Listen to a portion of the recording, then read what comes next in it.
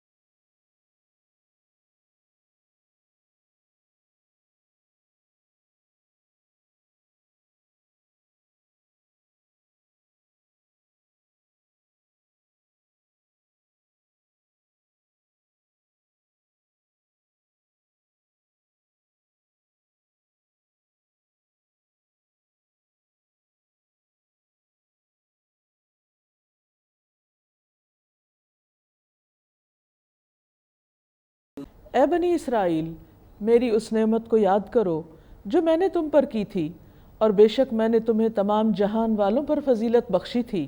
اور ڈرو اس دن سے جب کوئی جان کسی جان کے کچھ بھی کام نہ آئے گی، اور نہ اس کی طرف سے کسی کی کوئی سفارش قبول کی جائے گی، اور نہ اس سے کوئی بدلہ قبول کیا جائے گا، اور نہ ہی وہ مدد دیے جائیں گے۔ اور جب ہم نے تمہیں آل فرعون سے نجات دی، وہ تمہیں بہت سخت تکلیف دیتے تھے۔ وہ تمہارے بیٹوں کو ذبح کر ڈالتے تھے اور تمہاری عورتوں کو زندہ چھوڑ دیتے تھے، اور اس میں تمہارے رب کی طرف سے بہت بڑی آزمائش تھی۔ اور جب ہم نے تمہارے لیے سمندر کو پھاڑ دیا، اور پھر ہم نے تمہیں نجات دی، اور آل فرعون کو ہم نے غرق کر دیا اور تم دیکھ رہے تھے۔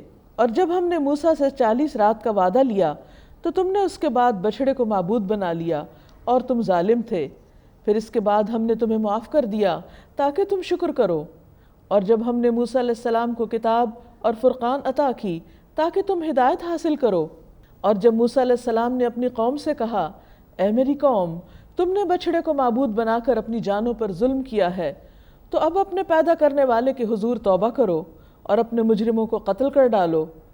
یہ بات تمہارے پیدا کرنے والے کے نزدیک تمہارے حق میں زیادہ بہتر ہے۔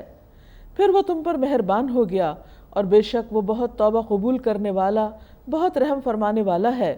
اور جب تم نے کہا کہ اے موسیٰ، جب تک ہم اللہ کو سامنے نہ دیکھ لیں ہرگز تم پر یقین نہ کریں گے، پھر پکڑ لیا تم کو بجلی نے اور تم دیکھ رہے تھے، پھر ہم نے تمہاری موت کے بعد تمہیں اٹھا دیا تاکہ تم شکر ادا کرو، اور ہم نے تم پر بادل کا سایہ کیا اور تم پر من و سلوہ اتارا اور کہا کہ پاکیزہ چیزوں میں سے کھاؤ جو ہم نے تمہیں عطا فرمائی ہیں، اور انہوں نے ہم پر ظلم نہیں کیا بلکہ وہ اپنی جانوں پر خود ہی ظلم کر رہے تھے۔ یہاں ہم دیکھتے ہیں کہ ایک بار پھر بنی اسرائیل سے خطاب ہے۔ اللہ سبحانہ وتعالیٰ فرماتے ہیں کہ اے بنی اسرائیل، اے اولاد یعقوب، میری اس نعمت کو یاد کرو جو میں نے تم پر کی تھی۔ وہ کیا نعمت تھی؟ کہ تمہیں جہان والوں پر فوقیت دے کر، فضیلت دے کر میں نے اپنے کام کے لیے چنا تھا، اپنے خاص کام کے لیے، کہ تم میرا پیغام لے کر دوسروں تک، دوسری اقوام تک پہنچاؤ۔ بالکل وہی ذمہ داری جو آج امت مسلمہ کی ہے۔ لیکن بنی اسرائیل اپنی ذمہ داری سے غافل ہو گئے اور اس کو بھول گئے، تو اب انہیں یاد دلایا جا رہا ہے کہ وَاتَّقُوا يَوْمًا لَا تَجْزِي نَفْسٌ عَن نَفْسٍ شَيْئًا، اور ڈرو اس دن سے جب کوئی جان کسی جان کے کچھ بھی کام نہ آئے گی۔ چونکہ بنی اسرائیل کو اللہ سبحانہ وتعالیٰ نے چنا تھا، فضیلت دی تھی، بہت سے انعامات دیے، ان میں انبیاء بھیجے، بہت سے بادشاہ بھیجے، تو انہوں نے یہ سمجھ لیا کہ چونکہ ہم بہت سی نعمتوں کے حامل ہیں، اس لیے اللہ کے چنے ہوئے لوگ ہیں اور لاڈلے ہیں، اب ہم جو بھی چاہیں کریں۔